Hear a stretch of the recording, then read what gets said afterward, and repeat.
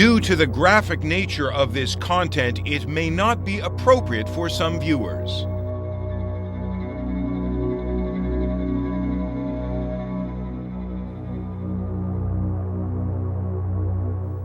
It's 30 years since the slaughter in Cambodia's killing fields was revealed to the world. Now some of the Khmer Rouge's most senior figures are finally standing trial. The first defendant to be tried is Comrade Doik, who's accused of sending thousands to their deaths at Tol Saleng, or as the Khmer Rouge called it, Prison S21. But not all is well in the special court. Both defence and prosecution lawyers say the court's very credibility is at stake.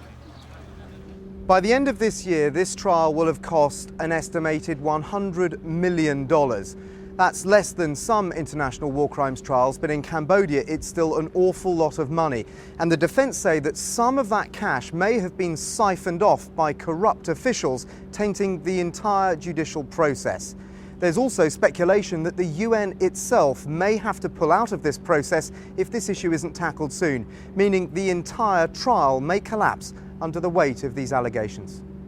I think it's becoming a real possibility, and it would be, I think, a massive shame for the Cambodian people. The victims have been waiting for 30 years for these trials. They deserve justice, they deserve peace, they deserve closure.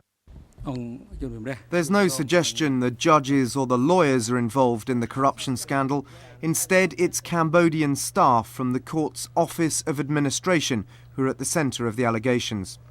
CNN has interviewed 2 Office of Administration employees who, for their own safety, have asked for their identities to be protected. Each described pressure on employees to kick back money to their boss. We're talking about between 30 to 40 or even a little bit more a month. 40 what? $1,000. $30,000 to $40,000 a month. The employees tell us that was the monthly total received by this man, Siam Visot, the head of the Office of Administration. They were supposed to pay a certain amount of money, certain amount of percentage. So every month they have to put it envelope and hand it to the director of the office administration. The money is in cash in US dollars. We went to Siam Visot's house hoping to get his side of the story. He's been on sick leave for months and is no longer paid by the court. His staff told us he wasn't available for any interviews.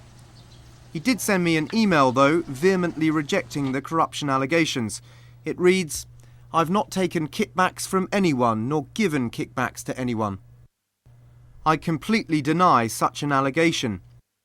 Do you believe that the victims are so stupid to pay such a large sum of money without complaining?"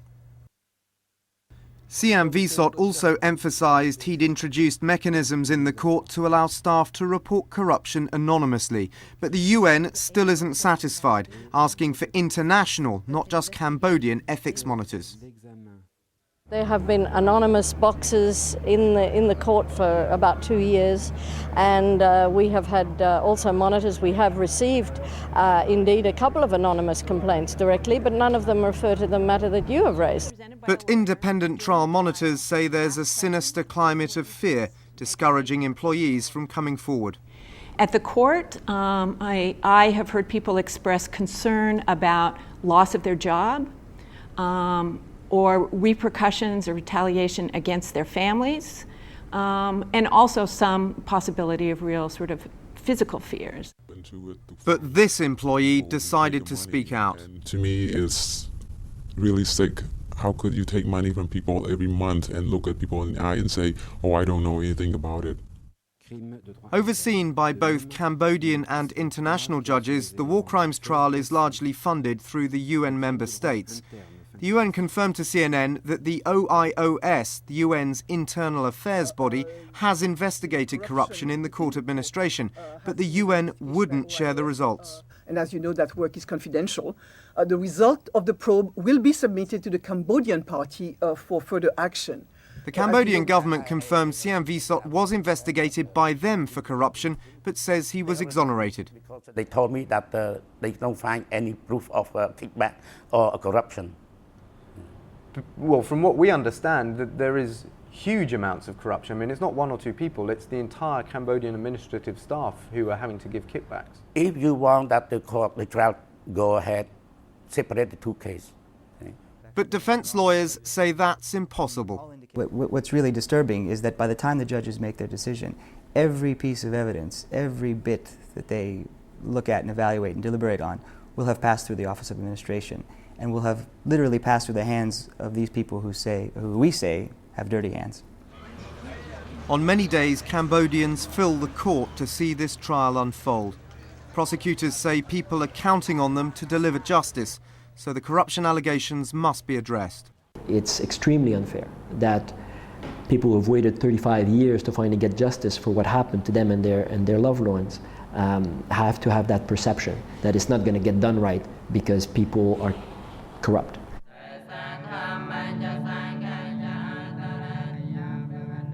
Amid all the arguments about corruption, it's easy to forget what's at the heart of this trial. It's about places like Tol Sleng and the 1.7 million victims whose killers have never been held to account. The scale of the atrocities is indeed mind-boggling. All of these situations to me are indeed crimes against humanity and put a tear into the fabric of humanity and have to be repaired and have to be fixed.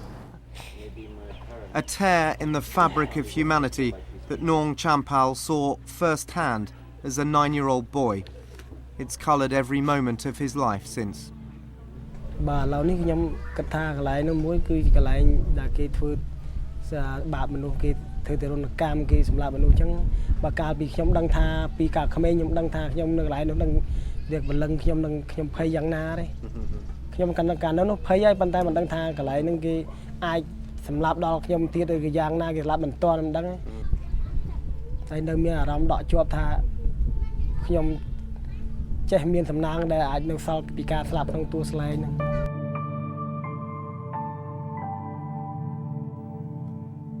One of just a handful of survivors who lived to bear testament to the dark depths of cruelty at Tol Sleng, who's been waiting a lifetime for the answer to just one question.